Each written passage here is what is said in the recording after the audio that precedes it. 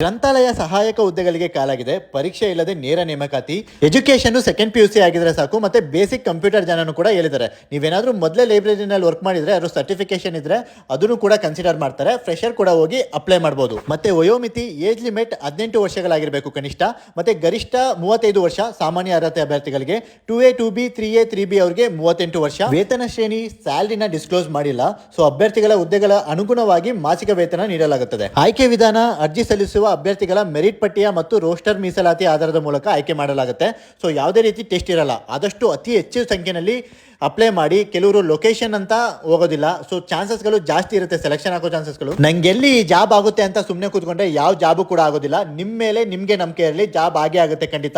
So notification ಕೂಡ ಇಲ್ಲೇ ಹಾಕಿದ್ದೀನಿ. ಮತ್ತೆ ಅಪ್ಲೈ ಲಿಂಕ್ ಕೂಡ ನನ್ನ ಟೆಲಿಗ್ರಾಮ್ ಚಾನಲ್ ಜಾಬ್ ಲಿಂಕ್ಸ್ ಮತ್ತೆ ಜಾಬ್ ಅಪ್ಡೇಟ್ಸ್ ಅಂತ ಇದೆ ನನ್ನ ಬಯೋನಲ್ಲಿ. ಮತ್ತೆ ಕಮೆಂಟಲ್ಲೂ ಕೂಡ ಅಪ್ಲೈ ಲಿಂಕ್ನ ನಾನು ಪಿನ್ ಮಾಡಿರ್ತೀನಿ, ಅದನ್ನ ರೆಫರ್ ತಗೊಳ್ಳಿ. ಇನ್ನೂ ಸಿಗ್ತಾ ಇಲ್ಲ ಅಂದರೆ ಕಮೆಂಟಲ್ಲಿ RCB ಅಂತ ಹಾಕಿ, ನಾನು ಆದಷ್ಟು ಸೆಂಡ್ ಮಾಡ್ಕೊಡ್ತೀನಿ. ಒಳ್ಳೆಯದಾಗಲಿ.